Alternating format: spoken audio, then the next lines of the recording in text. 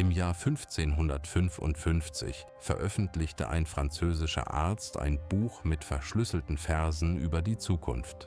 Jahrhunderte später behaupten Millionen Menschen, darin konkrete Ereignisse unserer Zeit zu erkennen, von Kriegen bis zu politischen Umbrüchen. Im Jahr 2000 zeigte eine Zeichentrickserie einen Geschäftsmann, der Präsident der Vereinigten Staaten wird. Damals war es Satire. 16 Jahre später wurde es Realität. Auch eine blinde Seherin aus Bulgarien sprach von Katastrophen, die angeblich Jahrzehnte entfernt lagen. Ihre Anhänger nennen es Beweis. Kritiker nennen es Zufall. Doch wenn unterschiedliche Quellen in unterschiedlichen Zeiten immer wieder scheinbar präzise Ereignisse beschreiben, entsteht eine unangenehme Frage. Handelt es sich um echte Vorhersagen oder übersehen wir die Warnzeichen unserer eigenen Gegenwart? Vorhersagen wirken oft erst im Rückblick erstaunlich genau. Wenn ein Ereignis eingetreten ist, beginnt der Mensch automatisch nach Mustern und Zusammenhängen zu suchen. Um zu verstehen, warum manche Aussagen so überzeugend erscheinen, müssen wir uns ansehen, wie sie entstanden sind und wie wir sie interpretieren. Michel de Nostredame, besser bekannt als Nostradamus, veröffentlichte 1555 sein Werk Les Prophéties. Seine Texte bestanden aus kurzen, kryptischen Vierzeilern, ohne klare Jahreszahlen, ohne eindeutige Ortsangaben und ohne präzise Namen. Viele seiner Anhänger behaupten, er habe die Französische Revolution, den Aufstieg Hitlers und sogar moderne Terroranschläge vorhergesehen. Historiker weisen jedoch darauf hin, dass die meisten dieser Deutungen erst nach den jeweiligen Ereignissen entstanden. Seine Worte waren bewusst mehrdeutig und offen für unterschiedliche Interpretationen. Genau diese Unschärfe macht sie so wirkungsvoll. Eine vage Formulierung kann auf viele Ereignisse passen. Je größer das Ereignis, desto stärker erscheint im Nachhinein die angebliche Vorhersage. Vielleicht liegt die Macht seiner Texte nicht in der Zukunft, sondern in unserer Interpretation. Ein oft zitiertes Beispiel betrifft die angebliche Vorhersage des Aufstiegs Hitlers. In einem seiner Vierzeiler ist von einem Hister die Rede, was viele später mit Hitler gleichsetzten. War es nur ein historischer Zufall oder wusste er etwas, das wir bis heute nicht vollständig begreifen? Historiker weisen jedoch darauf hin, dass Hister im 16. Jahrhundert eine Bezeichnung für die untere Donau war. Dennoch hielt sich die Interpretation hartnäckig. Dieses Beispiel zeigt, wie stark der Wunsch nach Bestätigung sein kann. Sobald ein Name oder ein Begriff entfernt ähnlich klingt, entsteht im Nachhinein eine scheinbare Präzision. Ein ähnliches Phänomen zeigt sich bei Die Simpsons. Im Jahr 2000 zeigte die Serie eine Episode, in der Donald Trump Präsident wird.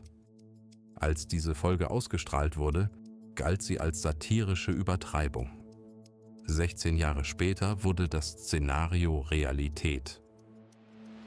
Auch andere Episoden scheinen technologische Entwicklungen oder politische Entscheidungen vorweggenommen zu haben. Doch war es wirklich eine Vorhersage? Oder spiegelte die Serie lediglich gesellschaftliche Trends wider, die bereits erkennbar waren? Satire überzeichnet Entwicklungen der Gegenwart. Wenn eine Gesellschaft polarisiert ist oder wirtschaftliche Spannungen zunehmen, entstehen drastische Zukunftsszenarien. Manchmal werden diese Szenarien später Wirklichkeit, nicht weil sie vorhergesehen wurden, sondern weil sie bereits angelegt waren. Ein weiteres Beispiel ist die Darstellung moderner Smartwatches, Jahre bevor sie massenhaft verbreitet waren. Auch hier sprechen viele von einer Vorhersage. Doch Autoren der Serie erklärten mehrfach, dass sie lediglich aktuelle technologische Entwicklungen extrapolierten.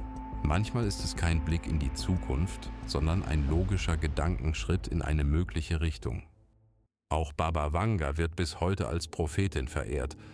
Ihr werden Vorhersagen zugeschrieben, die von Terroranschlägen bis hin zu Naturkatastrophen reichen.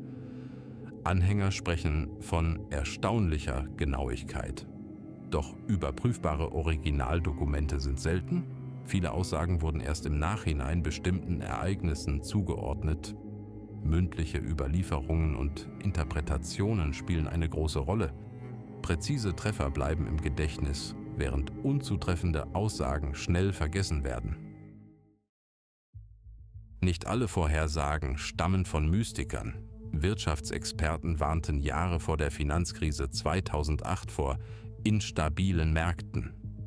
Epidemiologen beschrieben lange vor 2020 die reale Gefahr einer globalen Pandemie. Politikwissenschaftler wiesen auf zunehmende gesellschaftliche Spannungen und politische Polarisierung hin. Viele dieser Warnungen wurden veröffentlicht, diskutiert und anschließend ignoriert.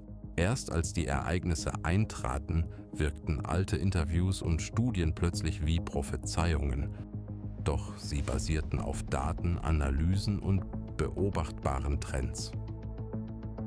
Bereits Jahre vor der Finanzkrise warnten einzelne Ökonomen vor einer Immobilienblase in den United States of America. Ihre Analysen basierten auf steigenden Kreditrisiken und instabilen Finanzprodukten. Doch ihre Stimmen blieben im politischen Alltag weitgehend unbeachtet. Auch im Bereich der globalen Gesundheit existierten Berichte, die vor einer weltweiten Pandemie warnten. Simulationen zeigten, wie schnell sich ein Virus über internationale Flugverbindungen verbreiten könnte. Als es schließlich geschah, wirkten diese Studien plötzlich wie Prophezeiungen, obwohl sie auf wissenschaftlicher Modellierung beruhten. Der menschliche Verstand sucht nach Mustern.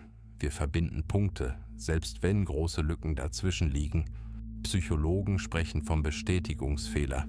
Wir erinnern uns stärker an Aussagen, die zu späteren Ereignissen passen, während unzutreffende Vorhersagen schnell in Vergessenheit geraten.